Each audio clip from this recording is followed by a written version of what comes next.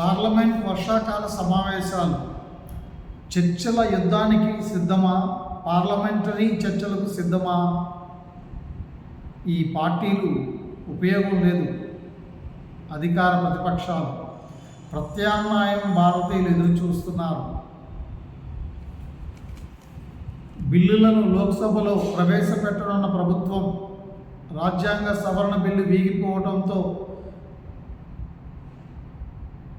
BJP తపన ప్రజా సమస్యలపై నిలదీసేందుకు సిద్ధమవుతున్న విపక్షాలు ప్రజా సమస్యల, వాళ్ళ పార్టీ సమస్యల, మహిళా రిజర్వేషన్ చట్టం సవరణ బిల్లు, లోక్సభ నియోజకవర్గాల పునర్విభజన బిల్లులు, పార్లమెంట్ వర్షాకాల సమావేశాల్లో ఎలాంటి బిల్లులు బీజేపీ ప్రవేశపెడుతుంది, కాంగ్రెస్ ఎదిరిస్తుంది. 19 సార్లు ఇరుసభల సమావేశం కానున్నాయి.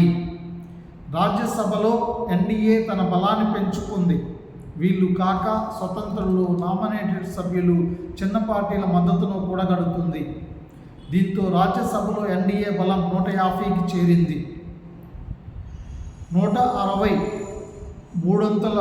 మూడింట రెండొంతుల సంఖ్యాబలం అయితే తక్కువే. 90 మంది రాజ్యసభలో బీజేపీని వ్యతిరేకిస్తున్న వాళ్ళు ఉన్నారు. కానీ కేసీఆర్ కన్నా ఇన్ఎఫెక్టివ్గా, అసమర్థులుగా ఉండిపోయారు. ఒక్క కేసీఆర్ తెలంగాణని తెచ్చుకున్నాడే. తగ్గిన విపక్షాల బలం లోక్సభలోనూ టీవీకే పార్టీతో కాంగ్రెస్ పొత్తు పెట్టుకోవడం, సుతారాము ఇష్టం లేని డిఎంకే తన మైత్రి బంధానికి చర్మగీతం పాడింది. 20 మంది టీఎంసీ ఎంపీలు సిటిజన్స్ పార్టీ ఆఫ్ ఇండియాకి బీజేపీలో చేరారు. 6 శివసేన యూబీటీ ఎంపీలు పరోక్షంగా బీజేపీలో చేరారు. బీజేపీ కొనుక్కుంది వీళ్ళని. లోక్సభ, రాజ్యసభలో ఎన్డీఏ మరింత బలం పుంజుకుంది. విపక్షాల నుంచి సవాళ్లు, నీట్ ప్రశ్నాపత్రాలు లీక్, సిబిఎస్ఈ 12వ తరగతి విద్యార్థుల డిజిటల్ మూల్యాంకనం తప్పులు, అయోధ్యలో రామ మందిరానికి వచ్చిన కోట్ల రూపాయల విరాళాలు, స్వర్ణాభరణాలు దొంగతనం, నిత్యావసర సరుకుల ధరల ఆకాశాన్ని తాకటం, పెట్రోల్, డీజిల్, ఎల్పిజి విధానం విఫలమైంది. భారతదేశంలో, ఆంధ్రప్రదేశ్లో, తెలంగాణలో, దేశమంతటా.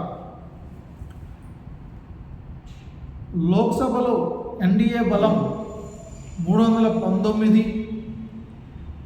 అయినా సరే మూడింట రెండొంతుల 360 బలానికి బీజేపీ 40 స్థానాలకు సమకూర్చుకోవాల్సిన ఆవశ్యకత ఏర్పడింది. 224 మంది బీజేపీని వ్యతిరేకిస్తున్న ఎంపీలు లోక్సభలో ఉన్న బీజేపీని ఈ విదేశీ యూరోషియన్ ఆర్యన్ల రాజ్యాంగ విరుద్ధమైన పోకడలను, ప్రజాస్వామ్యానికి, పార్లమెంటరీకి విధానానికి విరుద్ధమైన పోకడలు ఎందుకు ఆపలేకపోతున్నారు? ఒక్క కేసీఆరే తెలంగాణని తెచ్చుకోగలిగితే 224 మంది ఎంపీలు నిరుపయోగులేనా? అలాంటప్పుడు ఈ పార్టీలు మనకెందుకు? ఈ పార్టీలన్నీ ఒకటేనా? అందుకనే ప్రత్యామ్నాయ పార్టీ, కొత్త పార్టీ కావాలి. డిఎన్ఏ ఇండియన్స్ భారతీయ పార్టీల కూటమే ఈ కొత్త పార్టీ. ఎల్జేడీ లోక్తాంత్రిక్ జనతా దళ్, కాక్రోచ్ ఇండియన్స్కే ఓటేద్దాం వచ్చే ఎన్నికలలో. శరద్ యాదవ్, జావేద్ రాజా, మురగరాజు.